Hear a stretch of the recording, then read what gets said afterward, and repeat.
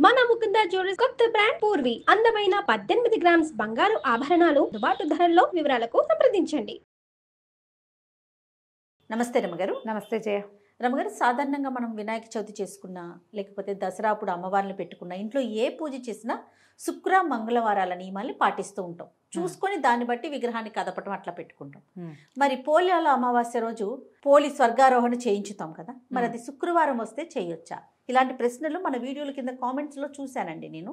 Okay, అందుకే మీ ముందు పెడుతూ ఉన్నాను. ఈ పోలి స్వర్గారోహణ అంటే పోలి స్వర్గారోహణ మనం చేయించలా, ఆవిడకి ఆల్రెడీ స్వర్గారోహణ వెళ్ళిపోయింది. ఇదేంటంటే ఇది శాస్త్రంలో చెప్పబడిన నియమం ప్రకారం నెల రోజులు మనం కార్తీకాన్ని పాటించాం. రోజు దీపం పెట్టాం. అమావాస్యతోటి కార్తీకం పూర్తయింది. తెల్లవారితే పాడ్యమి మార్గశిరం మొదలు.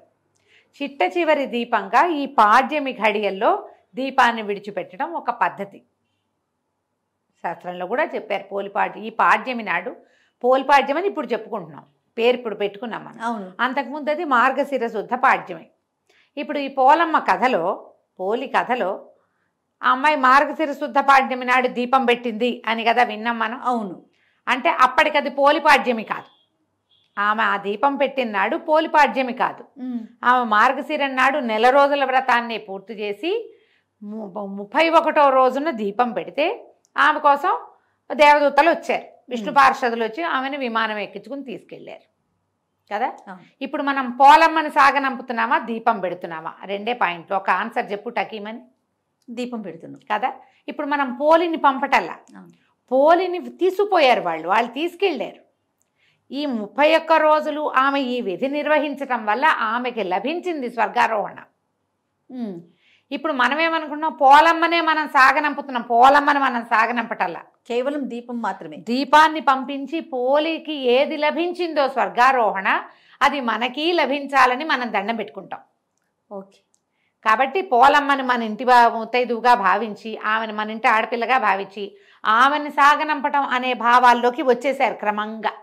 అలాంటిది కాదు, అది కాదు. అవును, దీపమే. చాలా క్లియర్గా రమ్మగారు, ఎందుకంటే ఆవిడ్ని వాళ్ళు వచ్చి తీసుకెళ్ళారు కదా. క్లియర్గా ఉంది కదా. పైగా ఇది ప్రాంతీయపు ఆచారం, మనం చేస్తాం, మిగిలిన వాటిలలో చెయ్యరు.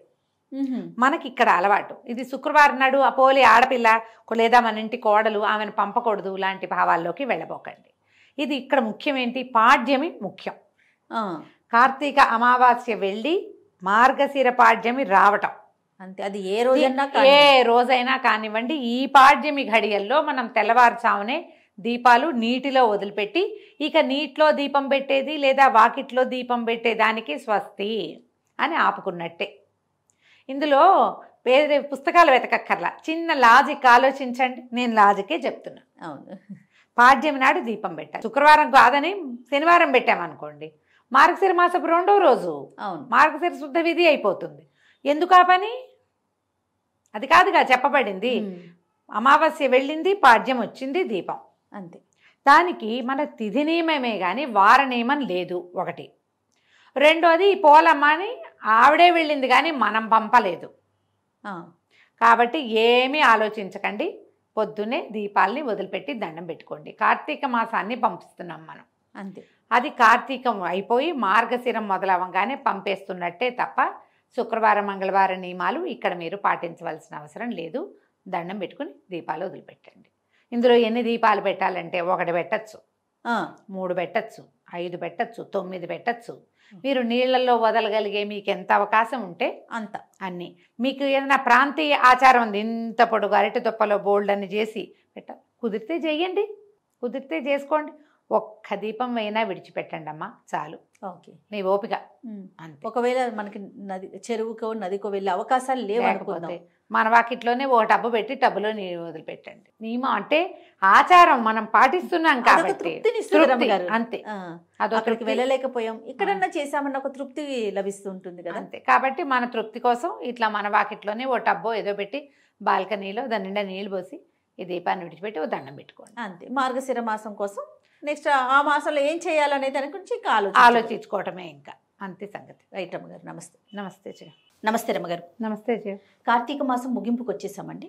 ముగింపు రోజున చేయవలసిన విధి విధానాలు కానీ ప్రత్యేకంగా పాటించాల్సిన నియమాలు కానీ ఏమైనా ఉంటాయండి? ఎందుకంటే ఈ నెల రోజులు కూడా మనం తలస్నానం చేయటం, దీపం వెలిగించటం, తర్వాత పౌర్ణమి రోజు ప్రత్యేకమైన పూజా విధానం పాటించటం ఇవన్నీ అవలంబిస్తాం కదా.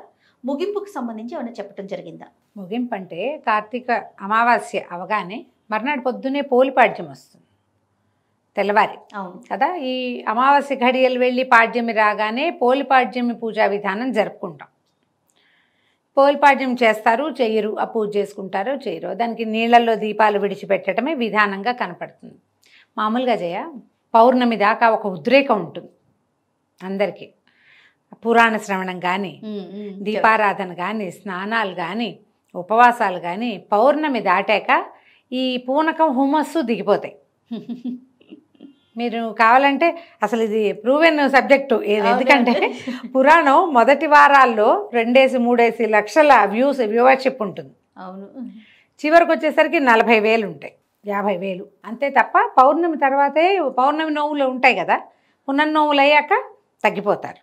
ఎప్పుడు కూడా ఒక మాస నియమం ఉన్నప్పుడు చివరి దాకా కొన్నిటినైనా తీసుకెళ్ళాలి. ఈ కొన్నిట్లలో జనరల్గా అందరూ తీసుకెళ్ళేది స్నానం, వాకిట్లో లేదా తులసమ్మ దగ్గర దీపాలు పెడతారు.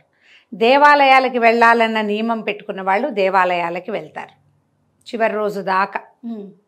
తర్వాత ఇంకేం చేస్తాం, పురాణ శ్రవణం. ఈ 40,000 50,000 వ్యూస్ ఉన్నాయి చూడు, వీళ్ళు నియమవంతులు అనమాట, మానకూడదు అని చివరి దాకా ఉండేవాళ్ళు. ఈ చివరి రోజున అమావాస్య రోజున సాధారణంగా ఏం చేయాలి, ఏం చేస్తామని అందరికీ ప్రశ్నలే ఉంటాయి. కొత్తగా ఏం చేయొద్దు. మీరు మొదటి రోజున ఎట్లా శ్రద్ధగా చేశారో అమావాస్య నాడు అదే శ్రద్ధతో చేయండి.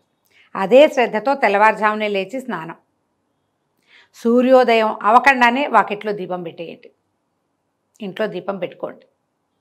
ఆ రోజు ఉపవాసం ఉండి, ఇప్పుడు ఈ నెలలో 15 రోజుల దాకా ఉండి తర్వాత కొంచెం ముందు వెనక అయ్యి 2 సోమవారాలు ఉండి మిగిలిన సోమవారాలు మానేసి చేసిన బాపత జనం కొంతమంది ఉంటారు కదా. అందరూ చివరి రోజున చేస్తే, మీరు మొదటి రోజున చివరి రోజున చేస్తే మధ్యలో కాస్త అటు ఇటు అయినా మాస నియమం పాటించినట్లుగా అవుతుందని ఒకరిద్దరు పెద్దవాళ్ళు చెప్తూ ఉంటారు. చివరి పరిసమాప్తి చివరిది సరిగ్గా అవుతుందన్నమాట, సజావుగా అవుతుంది. తర్వాత మనకు కూడా ఒక భక్తి, శ్రద్ధ, ఒక తాత్పర్యము ఏవో ఉంటాయి. ఈ రోజున పురాణం వినండి. ఇంతకుముందు మీరు దానాలు ధర్మాలు చేస్తుంటారు, భోజనం పెట్టుంటారు ఎవరికైనా, తర్వాత ఎవరికైనా మోయిన్ ఇచ్చుంటారు, అదే ఏమన్నా స్వయం పాకం ఇస్తాము ఇచ్చుంటారు, ఏ బట్టలో దానం చేస్తుంటారు. అమావాస్య నాడు కూడా జ్ఞాపకం పెట్టుకుని ఎవరికైనా ఒక వస్త్రదానం చేయండి, అవకాశం ఉంటే స్వయం పాకం ఇవ్వండి, ఎవరినైనా భోజనానికి పిలవండి. దీనివల్ల ఏంటంటే ఈ మాస అంతంలో కూడా ఇంత శ్రద్ధగాను చేయటం వల్ల ఫలితం బాగుంటుంది. ఓకే. అమావాస్య నాడు చేయటం వల్ల ఇంకా పెరుగుతుంది. ఈ రోజున దేవాలయ దర్శనం తప్పకుండా చేయండి. మీకు ఇప్పటిదాకా ఊరికే దీపం పెట్టి దండం పెట్టుకొచ్చేస్తారు కదా, అర్చన చేయించుకోండి అవకాశం లభిస్తే, అక్కడ జనం ఎక్కువ లేకపోతే. దేవాలయంలో దీపం పెట్టండి, దేవాలయ దర్శనం చేయండి, కార్తీక పురాణ శ్రవణం కంపల్సరీగా చేయండి. చివరిది మొత్తం చేస్తే మర్నాడు పోలిపాడ్యంకి పూజ ఎలాగూ చేసుకుంటాం. పొద్దున్నే ఏం చేస్తాం, నీళ్ళల్లో దీపాలు విడిచిపెడతాం. ప్రవహించే నీళ్లు లేకపోతే మన ఇంట్లోనే గంగాళంలో వదిలిపెట్టుకుంటాం. గమేళాలో నీళ్ళు పోయటం, అందులో అరటి తొప్పల్లో దీపం పెట్టి విడిచిపెట్టడం. తర్వాత ఒక 15 రోజులు గ్యాప్ వచ్చాక మళ్ళీ ధనుర్మాసం వచ్చేస్తుంది, 15 రోజుల్లో వస్తుంది కదా. ఎప్పుడు కూడా ధనుర్మాసపు చివరి రోజు శ్రద్ధగా చేస్తాం. గోదా కళ్యాణము, అండాల కళ్యాణం చేస్తాం కదా. అలాగే ఈ కార్తీక మాసపు చివరి రోజులు శ్రద్ధగా చేయండి. ఆఖరి ఈ పౌర్ణమికి ముందు రోజున, ఒకరోజు ముందు, ఇది ముందే వింటాం కదా, వింటున్నారు కదా మీరు, ఈ ముందు ఈ ప్రదోషకాల అర్చన ఇవి చేస్తారు. మన మాస శివరాత్రి అర్చన తప్పకుండా చేయించుకోండి. రుద్రాభిషేకం చేయించుకోండి అమావాస్య నాడు కానీ మాస శివరాత్రి కానీ ఒకరోజు ముందు. చివరి రోజుల్లో మీరు ఈ శ్రద్ధ వహిస్తే చివరి 2-3 రోజులు చేయగలిగారా మహత్తరం. ఒట్టిగా ఈ మహాశివరాత్రి నాడు అభిషేకం చేయించుకున్నామండి, అమావాస్య నాడు దేవాలయానికి వెళ్దాం, పురాణం వింటామన్నా కూడా మంచిదే. మానేకుండా పాటించండి. ఒక్కొక్కళ్ళు మొదటి రోజే చేస్తారు, కార్తీక మాసం మొదటి రోజని, మిగిలినవి ఎప్పుడు చేయలే. మీరు చివరి రోజు చేయండి, బాగుంటుంది. ఎంత పాజిటివ్ వైబ్ వస్తుందో ఎవరికి వాళ్ళు దాన్ని అనుభవించగలుగుతారు. శ్రద్ధ. ఇప్పుడు ఇన్ని లిస్టు చెప్పాంగా, స్నానము, దీపము, దానము, ఇవన్నీ చేయలేరు. దేవాలయ దర్శనము, అభిషేకము, అర్చన కాలేదు.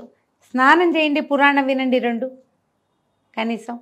ఉపవాసం చేయగలిగారా? మహత్తరంగా ఉంది. లేదు, ఉపవాసం చేయలేరు. ఎవరికైనా భోజనం పెట్టండి, ఫ్రెండ్స్ని ఎవరినైనా పిలవండి, చక్కగా ఓ 10 రూపాయలు, ఓ 100 రూపాయలు ఎవరికైనా భోజనం చేయటానికి ఇవ్వండి, అది కూడా మంచిదే.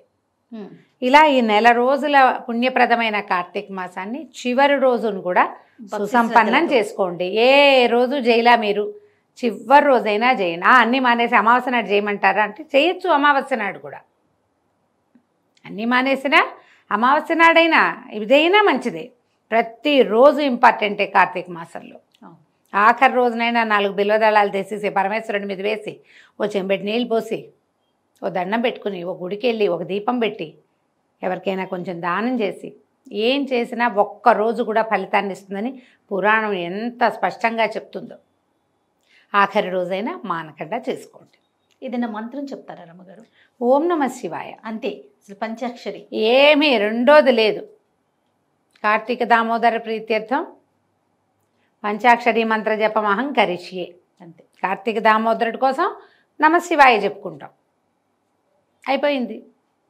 సింపుల్గా చేసుకోవచ్చమ్మా. దీనికి పెద్ద అదేదో కావాలని లేదు, సులువే ఇది.